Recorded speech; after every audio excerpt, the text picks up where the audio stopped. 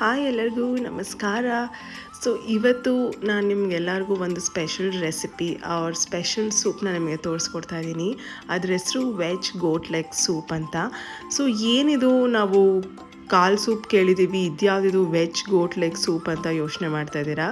So ಇದೇ ನೋಡಿ ಆ veg goat leg ಸೂಪ್ಗೆ ಬೇಕಾಗಿರೋಂಥ main ingredient. So ಇದು one of my friend Rashmi ಅಂತ. ಸೊ ಅವರಿಂದ ನನಗೆ ಇದು ಇಂಟ್ರಡ್ಯೂಸ್ ಆಗಿದ್ದು. ಸೊ ಇದನ್ನು ಅವ್ರ ಅತ್ತೆಗೆ ಅವರು ಒಂದು 2-3 ಸಲ ಮಾಡ್ಕೊಂಡು ಕೊಟ್ಟಿದ್ರು. ಸೊ ಇದನ್ನು ನಾನು ಯಾಕೆ ಟ್ರೈ ಮಾಡಬಾರ್ದು ಅಂತ ಇದನ್ನು ನಾನು ಟ್ರೈ ಮಾಡಿದ್ದೀನಿ. ಸೊ ಈ ಸೂಪ್ನ ನೀವು ಕುಡಿದ್ರೆ ಸೇಮ್ ಕಾಲ್ ಸೂಪ್ ಹೇಗೆ ನಿಮಗೆ ಟೇಸ್ಟ್ ಕೊಡುತ್ತೆ, ಅದೇ ರೀತಿ ನಿಮಗೂ ಈ ಸೂಪ್ ಟೇಸ್ಟ್ ಕೊಡುತ್ತೆ. ಸೊ ನಾನ್ ವೆಜಿಟೇರಿಯನ್ಸು ಕಾಲ್ ಸೂಪ್ನ ಯೂಶಲಿ ಏನಕ್ಕೆ ಕುಡಿತಾರೆ ಅಂದರೆ ಇವಾಗ ಮಂಡಿ ನೋವಿಗೆ ಒಳ್ಳೆಯದು ಅಂತಾರೆ, ಅಥವಾ ಬೋನ್ ಹೆಲ್ತ್ ಜಾಯಿಂಟ್ ಹೆಲ್ತ್ಗೆ ಒಳ್ಳೆಯದು ಅಂತ ಅದನ್ನು ಕುಡಿತಾರೆ. ಆ್ಯಂಡ್ ಜೀರ್ಣಕ್ರಿಯೆಗೂ ತುಂಬ ಒಳ್ಳೆಯದು ಅಂತ ಹೇಳ್ತಾರೆ. ಸೇಮ್ ಅದೇ ಫೀಚರ್ಸು ಈ ಸೂಪಲ್ಲೂ ನಿಮಗೆ ಸಿಗುತ್ತೆ. ಸೊ ಬೋನ್ ಹೆಲ್ತ್ ಮತ್ತು ಜಾಯಿಂಟ್ ಹೆಲ್ತ್ಗೆ ತುಂಬ ಸಪೋರ್ಟಿವ್ ಈ ಸೂಪು. ಆ್ಯಂಡ್ ನಿಮಗೆ ಟೇಸ್ಟ್ ವೈಸು ಯಾವುದಕ್ಕೂ ಕಮ್ಮಿ ಇಲ್ಲ, ಅದೇ ಥರ ನಿಮಗೆ ಟೇಸ್ಟ್ ಕೊಡುತ್ತೆ. ಸೊ ಇವಾಗ ನೋಡಿ ನಾನು ಈ ಟೆಕ್ಸ್ಚರ್, ಈ ಗೆಣಸು ಏನಿದೆ ಆ ಮೇರಿನ ಟೆಕ್ಸ್ಚರ್ ಸೇಮ್ ಆ ಮೇಕೆ ಕಾಳುಗಳ ರೀತಿಯೇ ಇರುತ್ತೆ. ಸೇಮ್ ಕೂದಲು ಎಲ್ಲ ಹೇಗಿರುತ್ತೆ ಅದೇ ರೀತಿ ಟೆಕ್ಸ್ಚರು ಈ ಗೆಣಸು ಮೇಲೂ ಇರುತ್ತೆ. ಸೊ ಇವಾಗ ನಾನು ಅದನ್ನು ನೀಟಾಗಿ ಕ್ಲೀನ್ ಮಾಡ್ಕೋತಾ ಇದ್ದೀನಿ. ಸೊ ಕ್ಲೀನ್ ಮಾಡ್ಕೊಂಡು ಆದಮೇಲೆ ನಿಮಗೆ ಈ ರೀತಿ ನಿಮಗೆ ಕಾಣಿಸುತ್ತೆ.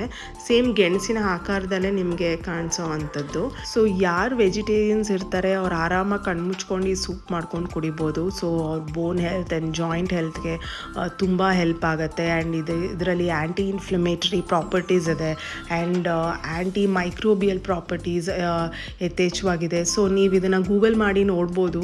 ಸೊ ಇದರಲ್ಲಿ ಯಾವ ಥರ ಬೆನಿಫಿಟ್ಸ್ ಇದೆ ಅಂತ ನಿಮಗೆ ಗೊತ್ತಾಗುತ್ತೆ.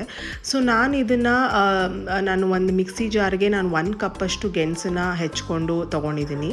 ಅದಕ್ಕೆ ನಾನು ಸ್ವಲ್ಪ ಶುಂಠಿ, ಕಾಳುಮೆಣಸು, ಜೀರಿಗೆ, ಹಾಗೆ ಸ್ವಲ್ಪ ಬೆಳ್ಳುಳ್ಳಿ, ನೆಕ್ಸ್ಟ್ ನಾನು ಒಂದು 4-5 ಸಣ್ಣ ಈರುಳ್ಳಿಗಳನ್ನ ನಾನು ತೊಗೊಂಡಿದ್ದೀನಿ. ಸೊ ನೀವು ಸಣ್ಣ ಈರುಳ್ಳಿ ತೊಗೊಳ್ಳೋದ್ರಿಂದ ಅದು ಟೇಸ್ಟ್ ಎನ್ಹಾನ್ಸ್ ಆಗುತ್ತೆ ನಾರ್ಮಲ್ ಈರುಳ್ಳಿಗಿಂತ. ಸೊ ನೆಕ್ಸ್ಟ್ ನಾನು ಚಿಟಿಕೆ ಅರಿಶಿನ ತೊಗೊಂಡಿದ್ದೀನಿ. ಸೊ ನಂತರ ಒಂದು ಮೀಡಿಯಮ್ ಸೈಜ್ ಟೊಮ್ಯಾಟೋನ ಹೆಚ್ಕೊಂಡು ತೊಗೊಂಡಿದ್ದೀನಿ. ಸೊ ಇದನ್ನೆಲ್ಲ ಜಾರಲ್ಲಿ ನೀವು ಒಂದು 1/4 ಲೋಟ ಅಷ್ಟು ನೀರು ಹಾಕಿ ನೀವು ಗ್ರೈಂಡ್ ಮಾಡ್ಕೋಬೇಕಾಗತ್ತೆ. ಸೊ ಕ್ರಮೇಣ ನೀವು ಕನ್ಸಿಸ್ಟೆನ್ಸಿ ಈ ಥರ ಬರಬೇಕು. ಅಲ್ಲಿ ತನಕ ನೀವು ಸ್ವಲ್ಪ ನೀರು ಹಾಕಿ ನೀವು ಗ್ರೈಂಡ್ ಮಾಡ್ಕೋಬೇಕು. ಸೊ ಈ ಕನ್ಸಿಸ್ಟೆನ್ಸಿ ಬಂದರೆ ಸಾಕು, ತುಂಬ ರನ್ನಿಂಗ್ ಕನ್ಸಿಸ್ಟೆನ್ಸಿ ಬೇಡ. ಸೊ ಇಷ್ಟು ಒಂದು ಮೀಡಿಯಮ್ ಕನ್ಸಿಸ್ಟೆನ್ಸಿ ಬಂದರೆ that is well and good.